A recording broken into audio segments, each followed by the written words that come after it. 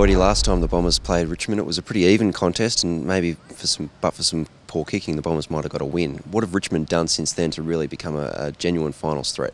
Yeah, they got belted in Tasmania at about round 7, and I think they felt like they were sort of going, attacking pretty hard, but getting hurt on the turnover. They weren't using the ball well enough, and then getting turned over. So I think that they've got plan A, B, and C in regards to they can go fast with their ball movement, but they can also slow up and play a possession style of game, which obviously beat the Hawks only 3 or 4 weeks ago. So I think that they've got a lot of players in good form. I think that they're not relying on Delidio and Cochin and Rance like they were. Guys like Sean Grigg, I think Brandon Ellis, Marich in the ruck, guys like Chaplin and Batchelor in defence. I think they've got so many guys that are right on top of their game at the moment. So I think that's where they're travelling really well. Hardwick's coaching well, and they've got a lot of players who their depth used to be an issue, where their depth is really holding them together this year.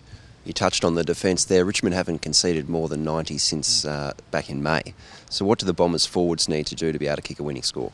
Well, I watched the Collingwood game at the MCG last week, and Collingwood had 10 more inside 50s, but they weren't probably smart, Collingwood, in their running patterns, and they just couldn't identify any space. So I think that it's probably being more unpredictable. I think that guys like Rance and Troy Chaplin and Batchelor, if you give them nice easy leads up at the footy, they can go to school on you because they're pretty quick and pretty strong. So I think that obviously ball movement has a big part in it, but I think Joey and Hooker obviously just can't afford to be stationary. They've got to get on their bikes and work those defenders over for most of the night.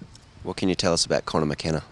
Well, Connor's a live wire. I think that he's actually a pretty good decision maker, pretty good set shot for goal. So if he plays in the forward line, I think he adds a little bit of a different dimension to the forward line that we probably haven't had. So I think he'll be a good crummer. Obviously the pace of the game, he might turn the ball over every now and then, but I think he's a live wire and gives plenty of energy to the group, which he has in his short time at the club. And Paul Chapman plays his final AFL game. What have you admired about his career? Yeah, I've admired him from afar. He's been a big game player, played against Chappie many a time, and he's tough, he's skillful.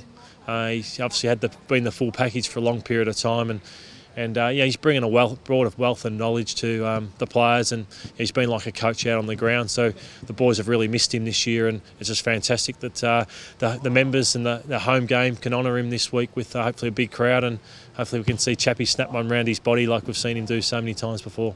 Let's hope so, Lloydie. Thanks a lot for your time. Thanks, Simon.